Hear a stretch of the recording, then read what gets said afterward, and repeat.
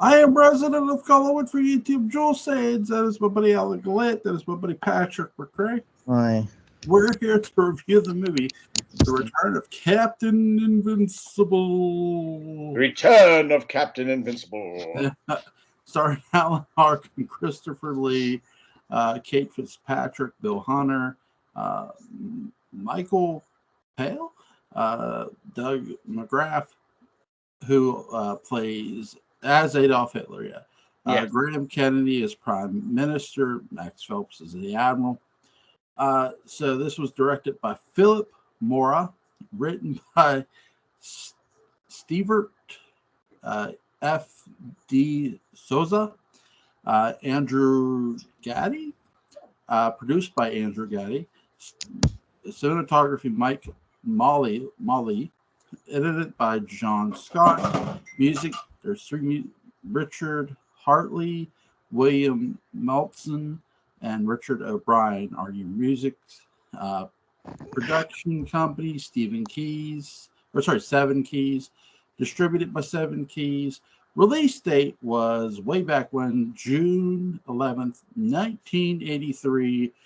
Filmed in Australia. Budget, 7 million Australian. Box office, 55 million Australian. Yep. So this made cash. It did fairly well for its budget, absolutely. This is an 80s movie in every way. Mm-hmm. I'll tell you something weird about that, though. I swear to God, I saw a trailer for this in the 70s. Memory is a weird thing, but I really did, and I don't recall its official release, at least in Louisville. Right. I don't think it got a wide release. May not have. No, it may not have. I mean, it was an international release, and I'm not sure how much of its money was actually made in the U.S. I don't know. There was a slight preview for it in Playboy. I remember that. It wasn't a pictorial or anything. It was just, mentioning it coming out. Yeah. And that was about it. And I saw a trailer in the theaters. But I'm always shocked when I find it was made in 83 because I remember it as like a 79 release, but it wasn't, or at least I sometimes I wonder if it was made in 79, but the aesthetic of Christopher Lee's dancers are not 1979. That was more of the erotic sequence and all that jazz. Right. Would have that look. With a little, maybe since it's a spoof, they may have dressed him in ridiculous disco costumes too. Yeah. So yeah. Now, Joel, I know you were a big fan of Philippe Mora because of his other great contributions to cinema. Specifically, another Christopher Lee classic, Howling 2. Yeah, I'm a fan of the Howling movies.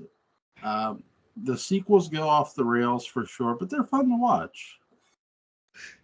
There's something. Howling 2 was one of the first really bad, entertaining first release movies that I went back to see again and again because I was just amazed at how lousy it was. Entertainingly so, at every turn. Steerbach. And Reb Brown as Dee Wallace's brother. Joel, in many ways, you're the Reb Brown of podcasting on YouTube. Well, here's the thing about the Howling 2.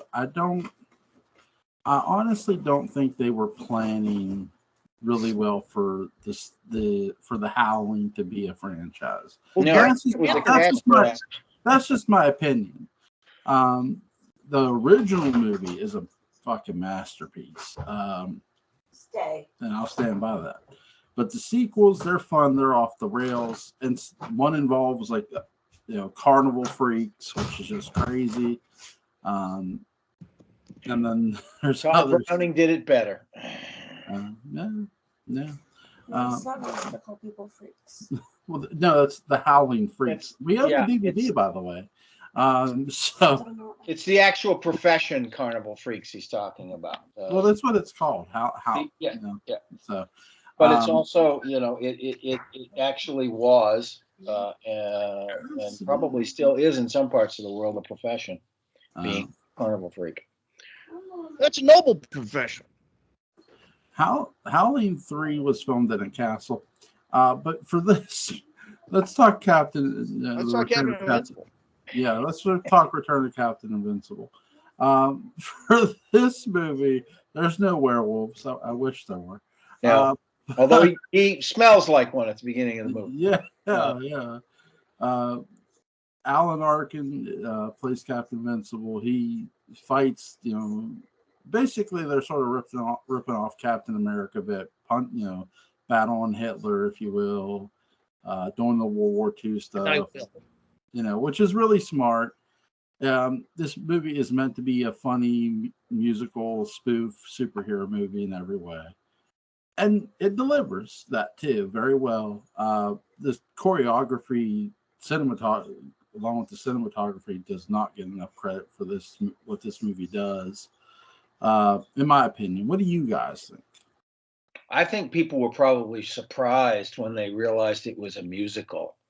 There were musical numbers in it. A lot of people would have been surprised by that, and that's kind of part of the fun of it. First time you see it, it's like all of a sudden he breaks out in song, and it's like, what the, it's that kind of thing. Because up to that point, you kind of get the sense it's a spoof, but you also get the sense, we're going to follow the superhero down on his luck trope, like he's an alcoholic because he got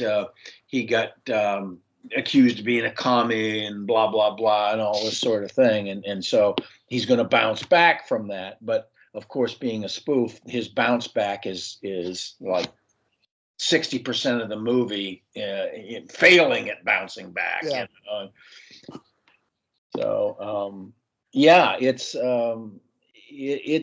I think it's pretty effectively done, actually. And of course, you've got somebody of the caliber of Alan Arkin in that lead, somebody that can commit to that style. And surprisingly, Christopher Lee does a fantastic job of committing to that style too.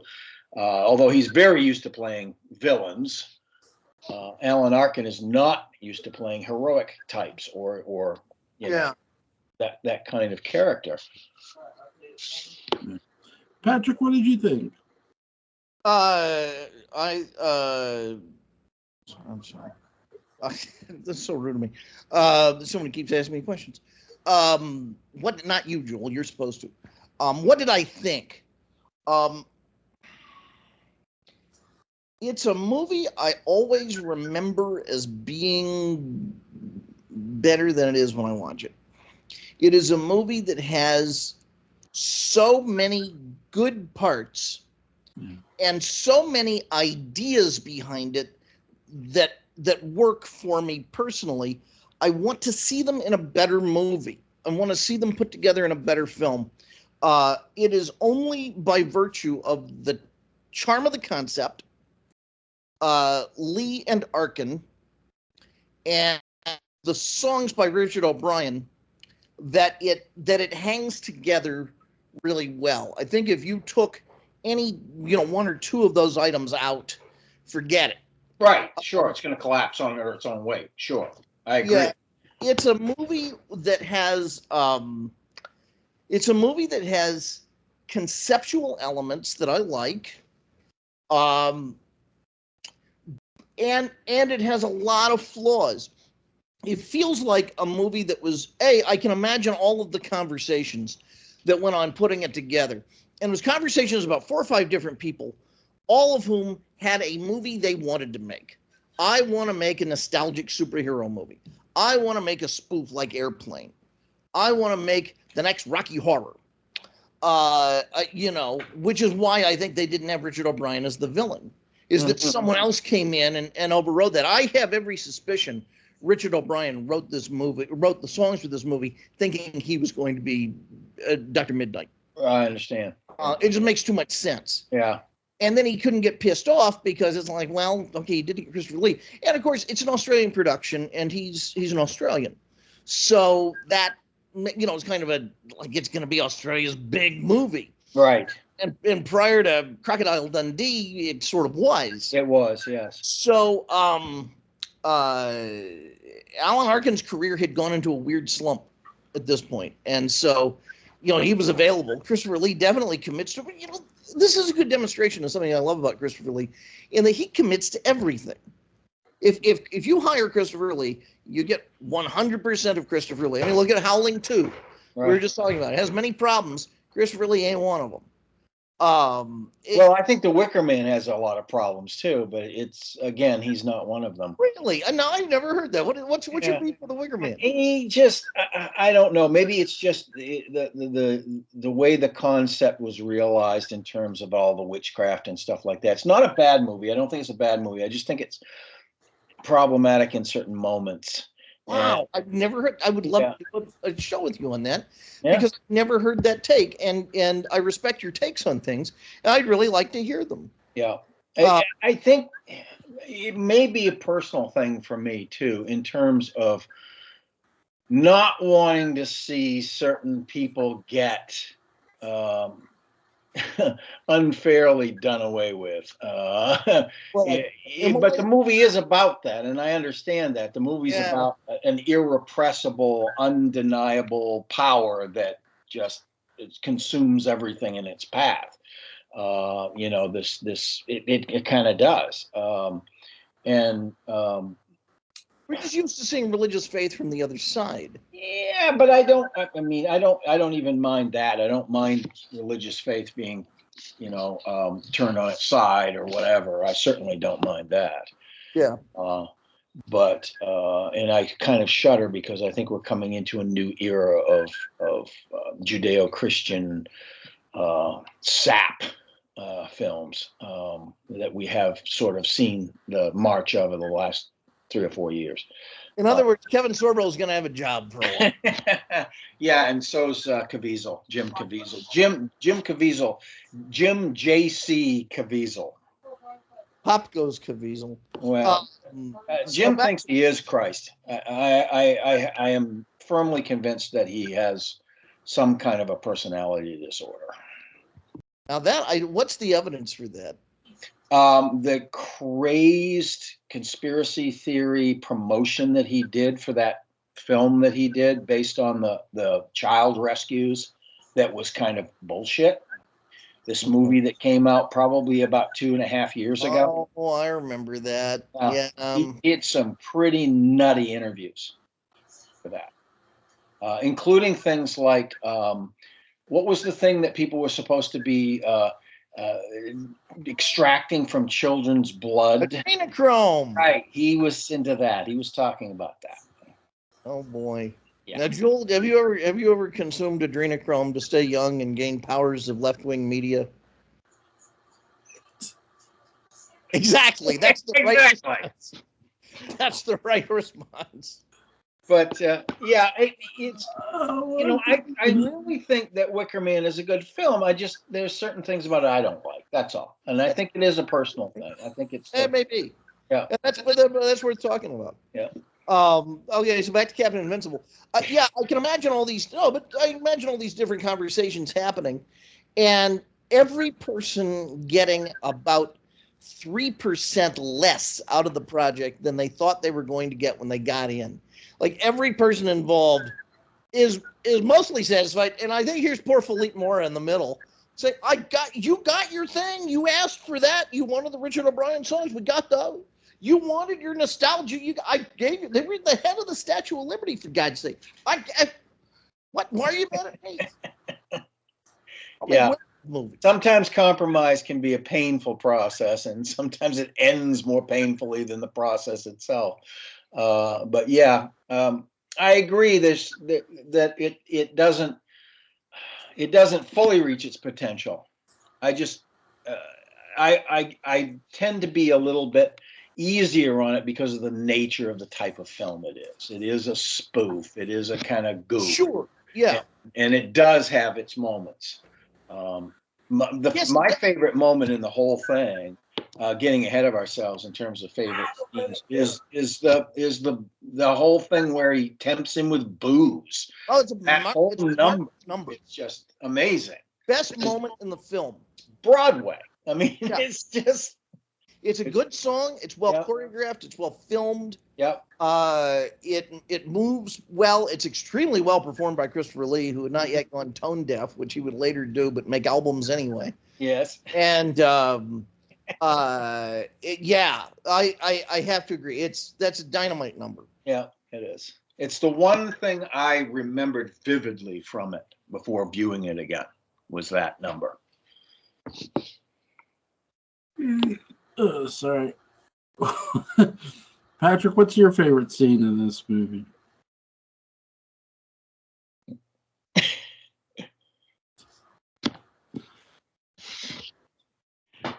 I think it was the one we just talked about. I think so. Yes. I know it was yours. I just... Back. Yeah, hello. Yes, Right. what your Am I more favorite scene was. widescreen than I was before? And I said, I think it was the one we were just talking about. Am I more widescreen than I was before? Is the aspect ratio? No, not on my screen, but you're both a little widescreen on mine. You're off to the side of mine, and I'm off to the left-hand side in a square. But that's because I'm looking at mine. I'm looking at my. You're both to the right of me, and you're both the same size. Yeah. Patrick, what's your favorite scene in this movie? Well, the booze song. Yeah. It works in every regard. The lyrics are easier to remember in the bullshit song, but that's a rare exception. I like the Sondheimian internal rhyme that he uses in that song, with the intricate lyrics. But I almost think that was a case of the actor coming in, not liking the song that was written for him, Right, maybe. and just doing that in Yeah. front of the camera, and then pretending to have some orchestration in the background. Listen, I get it. I want this movie to be better, and by saying that, I'm not trying to dissuade people from seeing it, because I think it's got enough in its spirit, and in its intention, and in its uniqueness, and in its cast that really commands being seen. Yeah. Yeah. And I think that's what really elevates it. Any place it is elevated is the cast and the choices that they're making in what they've been given by the director and the musical director and everything else. Yeah. I really enjoyed the whole that vacuum room trap that they had in that shot. Oh God. That's something you would have seen in That was now we're going in, we're not going to just merely satirize something. We're going to be silly for a while. Yeah. We did with that scene. So. Yeah, that's something you would have seen in like the old Batman series. Mm-hmm. but they do it here, and it works here too. I like my favorite scene though is the shootout. Then they start throwing pies at each other. I think that was really clever how they did that. It was a good build. It was a good comedic build in that scene, because he's trying to make his powers of magnetism work, and it's not working at first, and all of this sort of thing. So yeah, you have this ridiculous build into a pie throwing contest. Yeah, and they played it off really well too, because when he pulls the knives at him, the knives at the table. I think I got my powers to work. Yeah. And then at the end of it, one extra step, we're gonna really spoof spy films here and have the guy's face not be real and it's a mask, and Sure. all of that sort of thing. So yeah. Yeah, when you see the old man like in his shop, it's like, what's with this dude? As he whips machine guns out of unlikely objects. Yeah, that's how all machine guns should be handled. Joel, do you keep a machine gun in your salami? That's right. I do. It's behind my secret shelf in the fridge. That's my story, and I'm going to stick to it. Yeah, no, I don't, but still. It's just a funny scene and really well Didn't done. Tom Savini put a pistol in his He salami? did in From Dusk Till Dawn. Yes. Yeah. Yeah. He never uses it though. No, he just It's he just Chekhov's flaunts crotch it. gun. He just swings it around. It's Chekhov's crotch gun. You know, you mention it in Act 1, you show it in Act 2. That's right. It's total toxic masculinity at work. Yeah. I watched an old video of Tom Savini on David Letterman showing his old effects. He showed the head of Jason and stuff. Really cool. Oh yeah. He used to take that around to shows. I went to a show in Chicago in 1984 that was right before the fourth movie came out, which was the final chapter, wink, wink. Wink, wink. But this was at a time before they did sequels to Death, and we really thought it was the final chapter. Right. And that's why Savini came back to do the effects. And he had the head with him. And it was such a thrill to meet him. Mm-hmm. Yeah, really, really cool. Alan Arkin delivers a superb performance. Him and Christopher Lee's chemistry is really well done. Is this just two old pros, showing how great they are? Yeah, it is. Showing how professional they're going to be. Yeah, they're extremely professional. I'm sure that they had some deference from the director and so on too, because of their past accomplishments. But Patrick is right that this is sort of a lull period in Alan Arkin's career. His son is about to raise up and become more familiar to audiences than he is for a few years. Adam, who is a very fine actor as well, and then he resurges again in the 90s and all the way through till the end of his life.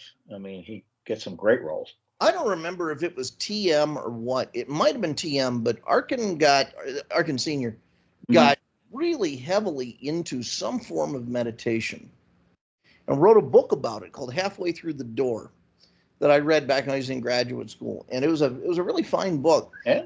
I don't remember if it were TM. I think it was. Mm-hmm. I hope so. I hope it wasn't Est or...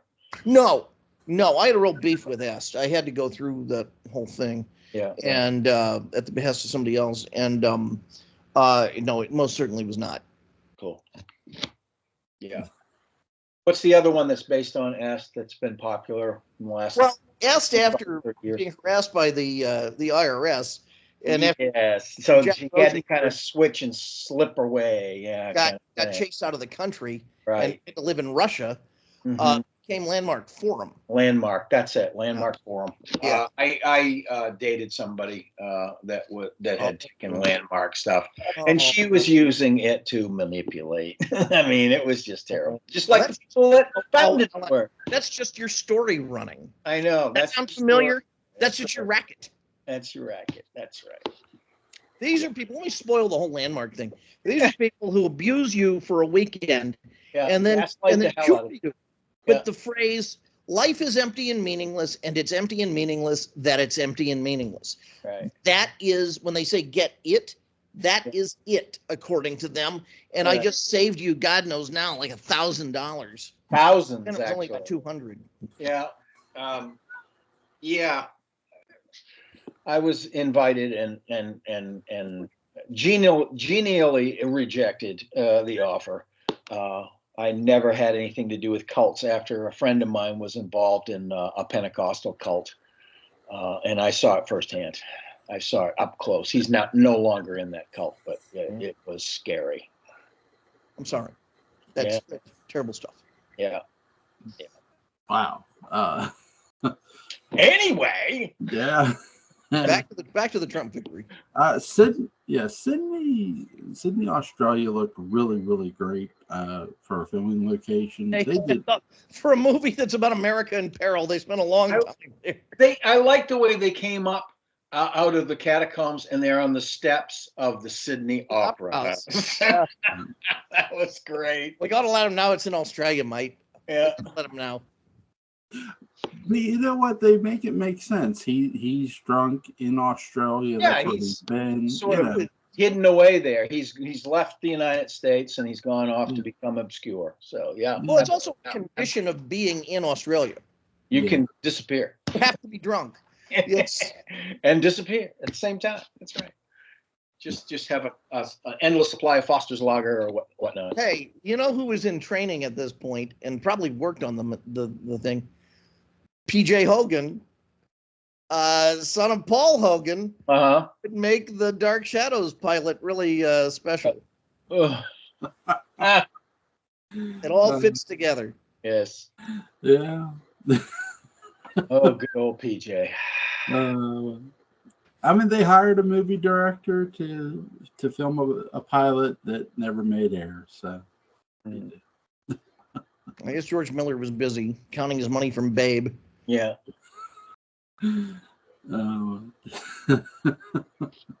Well, we've talked about that, and I think we've all said that, you know, if it would have got greenlit for an episode, there's a lot of things we're not getting that episode that we saw, the unaired pilot. Are you talking about the Babe TV series? No, I'm talking about the 2012 Dark Shadow, or sorry, the 2004 Dark Shadow. Yeah. Would it would have been problematic in that it was going to be like a Buffy the Vampire Slayer in a lot of ways with young people in the cast. I think that would be problematic for some hardcore fans at the very least. But then again, everything is so that half the cast was under 25 when they made the original series. That's right. Mm-hmm. I know this. Yeah. But you know as well as I do the unrealistic ambitions of certain people in fandom to have dead people still taking their roles on. Have you had the fan experience of knowing the real ages of the actors and always seeing them as being older than you? Mm-hmm. And then one by one, you get closer and closer to Joan Bennett. Right, exactly. And after that, it's Isabel Hoops. Bennett was on the show. Yeah. I'm older than she was by, she was, I think she was 60 when the show went off the air. Yeah. 64. So, yeah, absolutely. So Isabel Hoops is all there is, my friend. Yeah. Well, no, there's also, what's her name that played the, Bethia Mapes. Saya Mapes, yes. Yeah. The Mapes of Wrath. The Mapes of Wrath. Who's you guys' favorite character in this movie, Alan? Captain Invincible. I mean, it's for me. Yeah, absolutely. It's you know, Christopher Lee's a close second just because he really propels a lot of what happens in it. So, but it's Alan Arkin. I love the guy in almost anything he's ever done. And that includes Wait Until Dark, when you're absolutely horrified by him the entire movie. I really would have enjoyed more for Captain Invincible and Dr. Midnight to do together. Mm-hmm. More than just sort of standard confrontation scenes. I almost imagine a scene where they have a chance to just stop and commiserate about how much they hate the contemporary world. Right. We miss the 40s. Yeah. They almost, if there's some way we could just team up against time. Yeah. Yeah. If only you hadn't been, a Nazi Quisling, we could have been friends, Yeah. Like that. My favorite character in this is Sydney itself, Sydney, Australia. It really, really made the movie jump out. Yeah, they don't, it's, I mean, obviously the filmmakers are proud of the fact that the film is being made in Australia and they're showcasing Sydney very well. It's it's a good environment. Yeah. That and all of the whacked out basement sets that they have in it. So yeah, those are a ton of fun. So there you go. Is there anything you guys want to add about this movie before we go? It's worth seeing. It's good double feature with Hero at Large. Mm-hmm. Yeah. Or Remo Williams. or something Well, like Remo's that. another matter. Now Remo's takes it a little more serious. I'm certainly the most successful of the three artistically. Yes. Yeah, for sure. Link to Gallant's YouTube channel is going to be in the description box. Link to Patrick McCray's Dark Shadows Depot Compound is going to be in the description box. You guys have a good night. Take care. Take care, Jewel. See ya. Bye.